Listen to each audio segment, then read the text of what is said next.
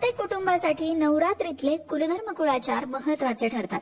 हे कुळाचार होणं आवश्यक असतं। पण हे कुळाचार म्हणजे नक्की काय? कुळाचार म्हणजेच आपल्या कुळाच्या देवतेची केलेली सेवा, उपासना।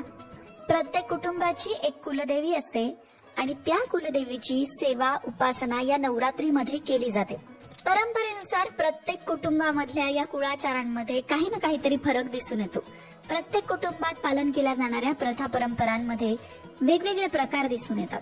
पण साधारणतः नवरात्रीमध्ये घटस्थापना करणे, त्याचबरोबर अखंड दिवा लावणे, कुंकुमार्चन करणे, प्रत्येक दिवशी वेगवेगळ्या घटकांची माळ देवीला अर्पण करणे, या सगळ्या गोष्टी तर असतातच। पण त्याशिवाय नवरात्रातल्या 9 दिवसांपैकी एक दिवस मेहुण जेवायला घालणे, कुमारिकांचं पूजन करणे, नवरात्रीमध्ये देवीची ओटी भरणे, या सगळ्या गोष्टी या कुळाचाराचा भाग असतात। नवरात्र हा कुलधर्म असून त्यामध्ये खंड न पडता निर्लसपणे त्याचं पालन केले गेल्यास त्या कुटुंबावर कुलदेवतेचं कृपाछत्र राहतं। त्यामुळे त्या घरात सहसा कुठल्याही प्रकारची संकट येत नाही। जरी आली तरी ती सुसह्य होऊन त्यातून बाहेर पडणं सोपं जातं। अनेक वर्षांच्या दीर्घ खंडानंतर नवरात्र नव्याने चालू करायचं असल्यास कुलदेवतेच्या मूळ स्थानावर जाऊन सांगणे, प्रार्थना करणे आणि त्या वर्षापासून नवरात्र महोत्सवाला पुन्हा प्रारंभ करणे। आणि कुळाचारात खंड पडला होता म्हणून खंड दोष परिहारार्थ त्या देवतेचा यथाशक्ती जप करून सप्तशतीचा पाठ, पावमान, विष्णू सहस्त्रनाम, रुद्रपठण अशा प्रकारची पुरस्चरणात्मक उपासना करावी। त्याचबरोबर आता हे कुळाचार जे असतात ते सर्व कुटुंबीय एकत्र येऊन करतात। पण जर कुटुंब विभक्त झाली असतील तर विभक्त कुटुंबात अन्य कुलाचारांप्रमाणे नवरात्र महोत्सव देखील स्वतंत्रपणे होणं आवश्यक असतं।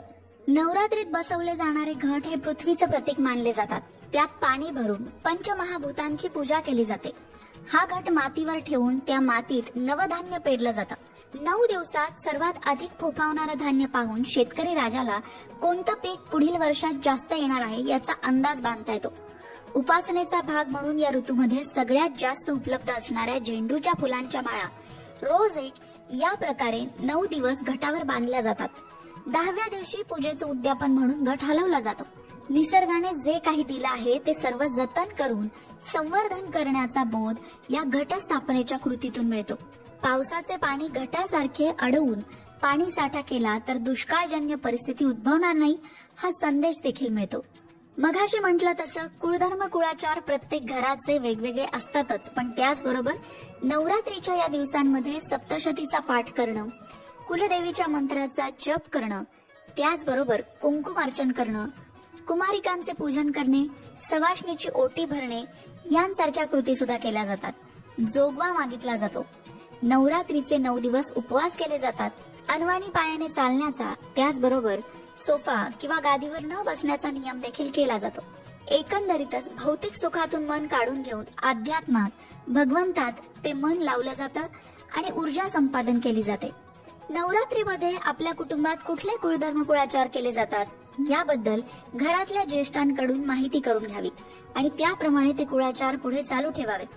कुळाचारात खंड पडू देऊ नये। एखाद्या पिढीमध्ये कुळाचारात खंड पडला असेल तर पुढची पिढी तो कुळाचार पुन्हा सुरू करू शकते। त्यासाठी ज्येष्ठ व्यक्तीकडून माहिती करून घेऊन पुन्हा कुळाचार सुरू करता येतो। कुळाचारा व्यतिरिक्त सुद्धा तुम्ही साधना, उपासना तुमच्या कुलदेवीसाठी या नवरात्रीमध्ये करू शकता। श्री सुक्ताचं पठण करणं असेल किंवा 9 दिवस वेगवेगळ्या नियमांचं पालन करणं असेल, 9 दिवस अन्नदानाचा नियम घेणं असेल किंवा 9 दिवस वेगवेगळ्या पद्धतीने उपवास करणं असेल, तुम्हाला हवी ती साधना तुम्ही स्वीकारू शकता। कुळाचं रक्षण करते ती कुलदेवता आणि त्या कुलदेवीसाठी नवरात्रीतले कुळाचार होणं आवश्यक असतं। मित्रांनो, तुमच्याकडे कुठल्या प्रकारचे कुळाचार केले जातात, नवरात्रीमध्ये कुठल्या प्रथा परंपरांचं पालन केलं जातं हे कमेंट करून नक्की सांगा, म्हणजे वेगवेगळ्या प्रथांबद्दल इतरांना देखील माहिती होईल। आणि कमेंट बॉक्समध्ये आई जगदंबेचा उदो उदो लिहायला विसरू नका।